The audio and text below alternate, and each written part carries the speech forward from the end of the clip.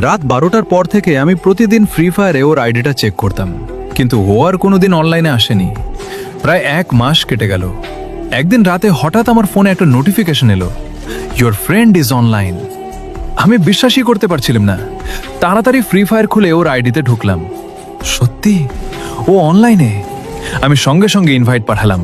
কিছুক্ষণ পরও ম্যাচে ঢুকলো, কিন্তু আজ ওর মাইক বন্ধ ছিল। আমি বারবার বললাম, ভাইয়া কথা বলো, এতদিন কোথায় ছিলে? কোনো উত্তর নেই। আমি ভাবলাম হয়তো নেটের সমস্যা। কিছুক্ষণ পরও একটা মেসেজ পাঠালো, ভাইয়া আজ শুধু আমার সঙ্গে খেলবেন, কোনো প্রশ্ন করবেন না। আমি অবাক হলেও রাজি হয়ে গেলাম। আমরা দুজন একটা ম্যাচ খেলতে শুরু করলাম।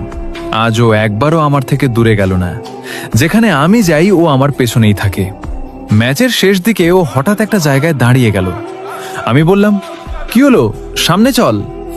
ও শুধু লিখলো, ভাইয়া এখানেই তো আমাদের প্রথম দেখা হয়েছিল, মনে আছে? আমি থমকে গেলাম। সত্যি, ঠিক এই জায়গাতেই 1 মাস আগে প্রথমবার ওর সঙ্গে আমার দেখা হয়েছিল। তারপর ও আমাকে একটা গিফট পাঠালো। গিফট খুলতেই দেখলাম একটা ছোট্ট মেসেজ, ভাইয়া আমি হয়তো আর কখনো আপনার সঙ্গে খেলতে পারবো না, কিন্তু আজ আপনাকে একটা কথা বলতে ফিরে এসেছি।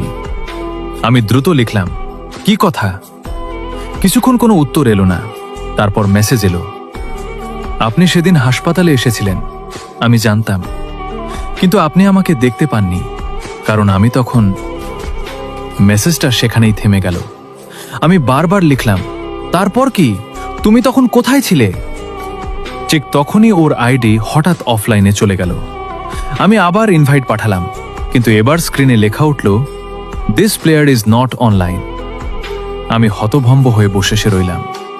কিন্তু সবচেয়ে অবাক করা বিষয় ছিল, ওর শেষ মেসেজের নিচে একটা ছবি এসেছিল, আর সেই ছবিটা দেখার পর আমার পুরো শরীর কেঁপে উঠল, কারণ ছবিতে ছিল আমি নিজেই।